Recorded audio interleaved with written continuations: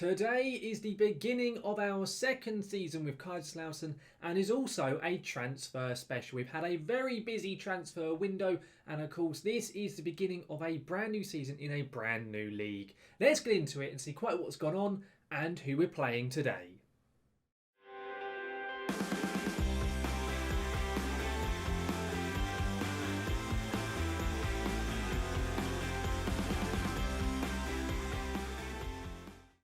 Welcome back then guys to the Red Devil Revival here with Kaiserslautern for now episode 12 of our series, and as I've just mentioned in the intro, of course, the beginning of a brand new season and the very first one we're going to be having in the second tier. Of course, after the last episode where we went up as champions, of course, after we'd already been previously promoted from the division. If you did miss that last episode and you want to go back and watch quite what unfolded, there'll be a link right above me for you to click on. But of course, last season in the third division arguably could not have gone better. Now though, before we get into this episode here today, and of course the brand new season, all of our transfer action and the first match as well, if you do enjoy today's video guys, please do chuck a like down on it. It always massively does help the channel out, and of course looking forward to seeing any more of my content such as the Red Devil Revival series or any of my FM21 experiments, much like my 500 years later video that went live last week.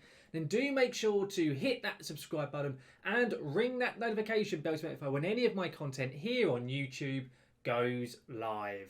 Now then though, let's get into this episode properly today, and I will run through everything which has taken place during the pre-season and of course what we'll be doing today. In terms of what's going to happen with our very first game, we've got Uerdingen, who came up with us in the end from the third division. Uerdingen, the side that ended up finishing in third, they went up via the playoffs.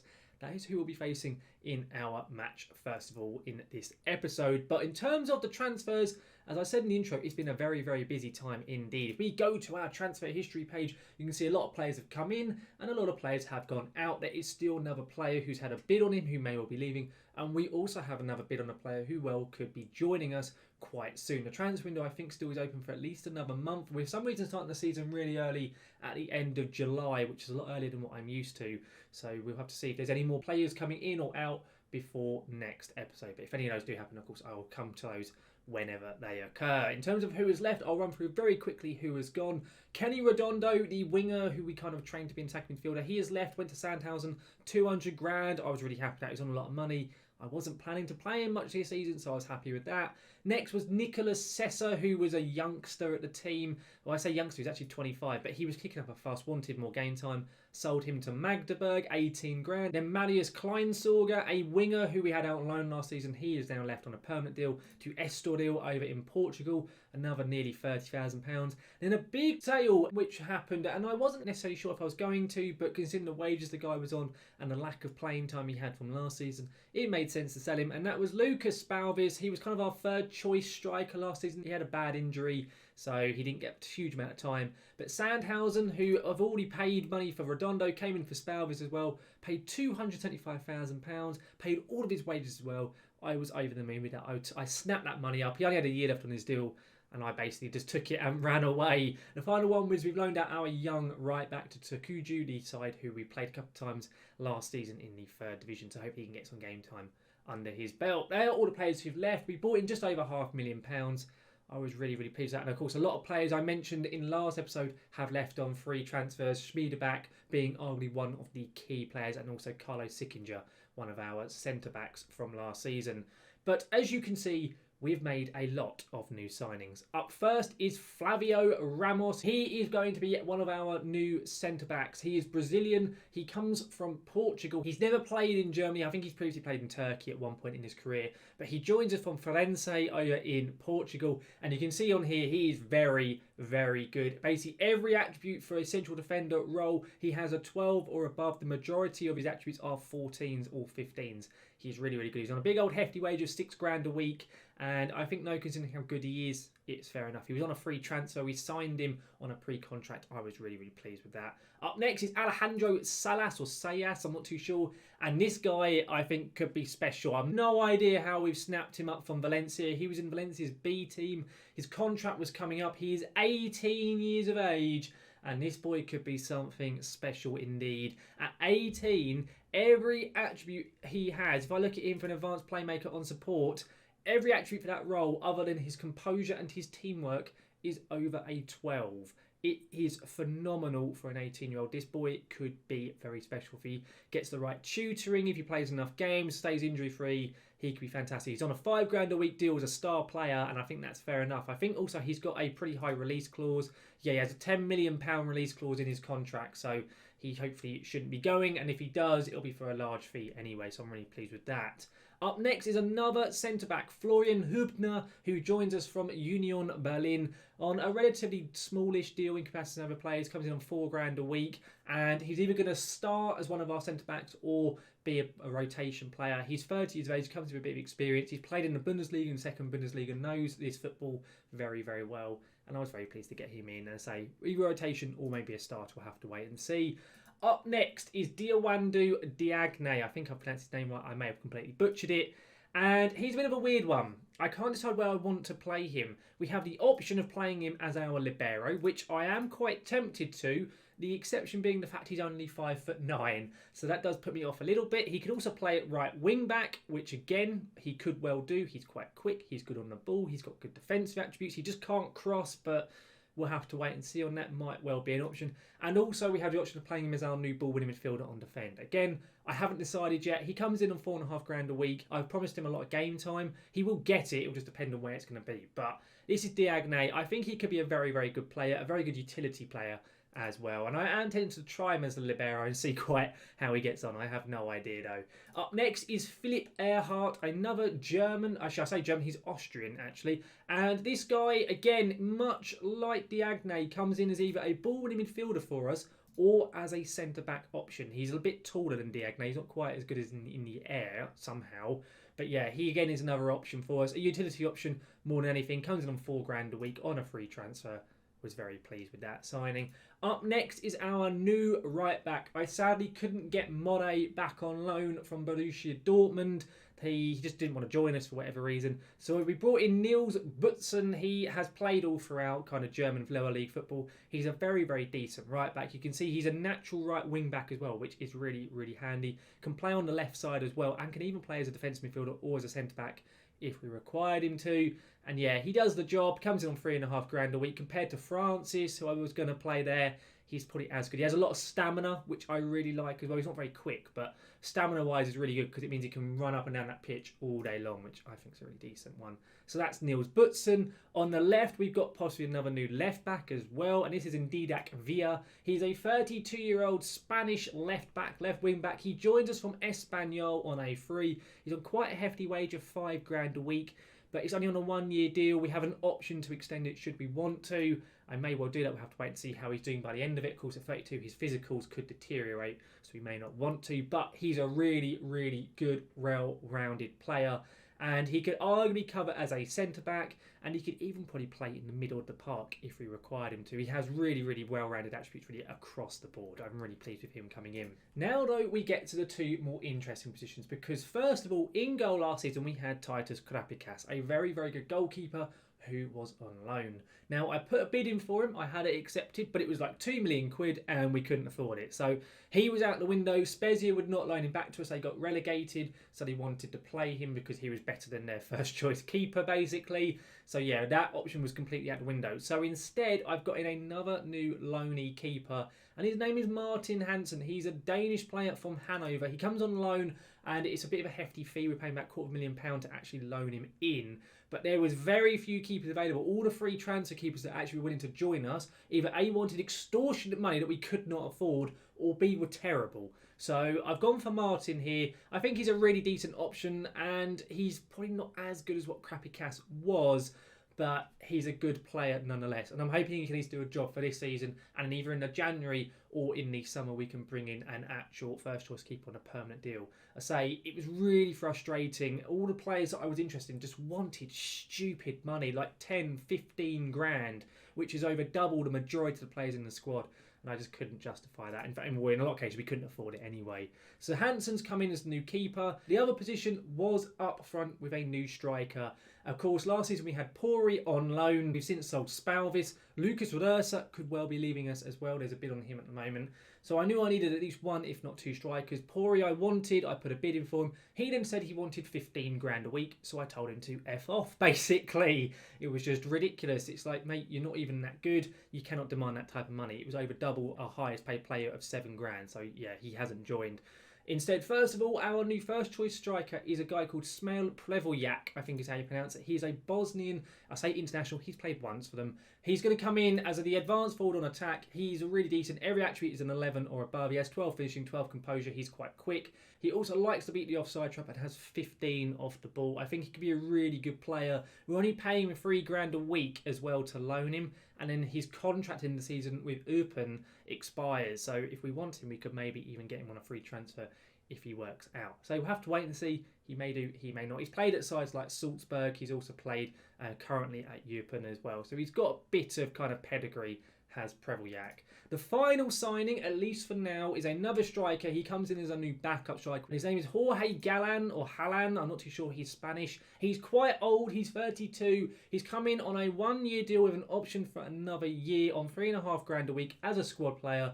And he is quite similar to Plevoljak, but he's not quite as good physically. His kind of mentals are about the same, but he's a much more natural finisher. It says he's an advanced forward. I'd say he's probably more of a poacher, but he'll be able to play the role and hopefully fill in whenever Plevoljak is unfit, or if Plevoljak isn't playing well, he can do the job.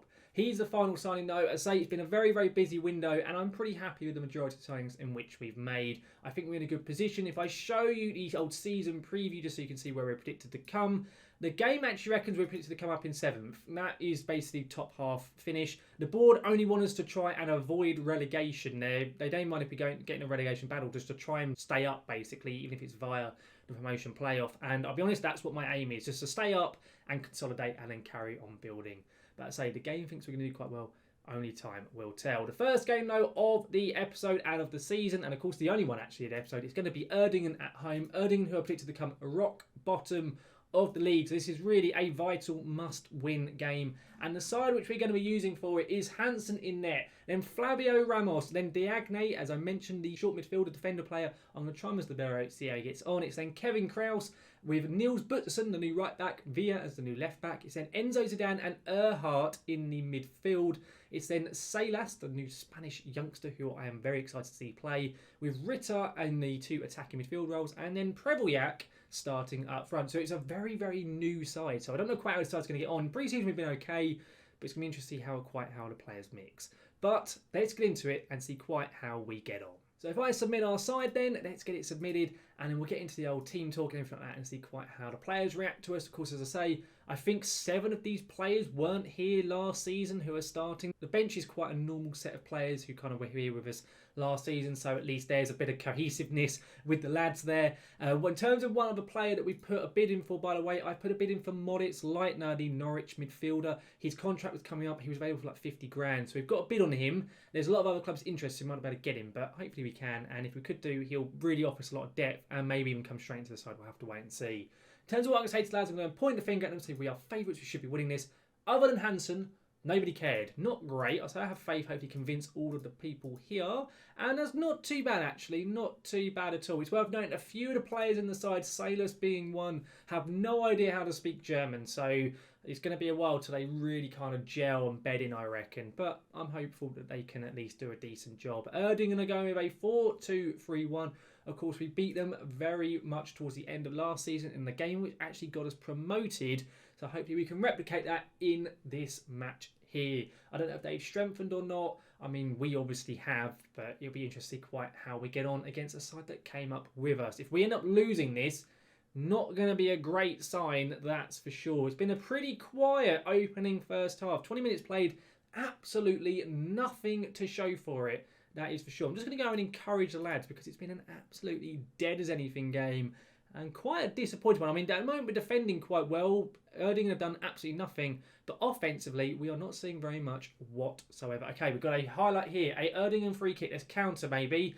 Not great. Okay, it's been blocked. I think we've got away with it. I think it's been given us offside. Okay, what a highlight. Fantastic stuff. Oh my goodness. What a action-packed match it has been. Deary me. Going at half-time, 0-0, only one highlight, which was a blocked effort that was offside. So, you know, a fantastic game. I mean, apparently it had next year 0.87. We haven't seen any of it whatsoever. But Oh well, not in the world. Let's go into the dressing room. I'm going to say to lads, I'm far from pleased. It's not been good enough. It really hasn't. Of course, as I said, it may take a while for the players to gel. So while we're still waiting for them to do that, we may struggle early on. I don't know. I say in the preseason we weren't too bad. So I don't quite know how it's going to reflect on the league season. At the moment, we're not doing awfully, but I'm going to make some changes. Number one, I'm going to sub off Villa because he's not playing brilliantly. I know there's that bug in the game at the moment where key tackles aren't being recorded, so all your defenders often look like they're playing poorly. But regardless, I'm going to make the substitution anyway. And I'm also, I think I'm going to sub off Prevelyak for Jorge Gallen and see how he gets on in this game. We'll get him onto the pitch and just take a look and see quite what on earth could go on. Okay, we've got a highlight. At long last, another highlight. We're starting from a goal kick. Ramos, the new Brazilian centre-back. We've got a bit of Brazilian flair in the team. Well, I say that, he's a centre-back. Not going to have that much flair, I expect. But Salas now, the player who I am very excited to see more of. What a ball, can I just say. Now it's Galen. I think it's Galen anyway, or Galan. I'm not too sure. That was a lovely pass there from Salas. Really, really nice stuff. At the moment, though, Ritter and Salas are both struggling a bit physically. I do wonder if we should sub one of them off. But if we sub off Ritter, we lose his set pieces. So I'm not going to do that. I'll sub off Salas instead. When I'm saying that, who on earth do I even sub him off for? I guess for Enzo. And then I guess what we could do is bring on Shifshi. We'll do that. We'll make that change. I'm not going to make too many drastic changes. I'll be honest, I will take a point. I would prefer the win. We'll go very attacking just for the last few minutes. I'll say demand more. Looks like we're just going to finish with an absolutely drab 0-0. Wow, what a fantastic way to start the season. Deary me. My goodness, the lads certainly know how to impress when the cameras are on. That is for sure. Oh my goodness. I'm going to say I expect to see you all in training because I'll be honest, although I said I'd take a point, it's disappointing. We're at home. I mean, it could have been a lot worse, don't get me wrong, but yeah, not good enough. Not good enough from us whatsoever. Still, though, there is time, of course, with the transfer window being open, that we may still even get other players in. I don't think we're going to be settled on this squad as of yet. But regardless, that draw apparently puts us up into 5th place in the Bundesliga. There's lots of other players who have still got to play it in the second Bundesliga, so we can kind of ignore that. And of course, we only played one match. In terms of the schedule though, what we will do is I will play through a little bit of the game and we will come back towards the very end of August. So I'll play the Nuremberg match, I'll play the cup match the first round because we should have to get an easy team in it, and then we'll play Darmstadt off screen, and then we'll come back for the Bielefeld game and the VfL Bochum game as well. Bochum, of course, we played as our very first match of last season when we played them in the cup, so we'll see if we can maybe get another win over them possibly in this season as well. But that'll all be coming in next episode, which will be out on Friday. Overall though, guys, that just about wraps up this episode here today. As I said at the beginning, it is very much a transfer special. We've made one hell of a lot of signings,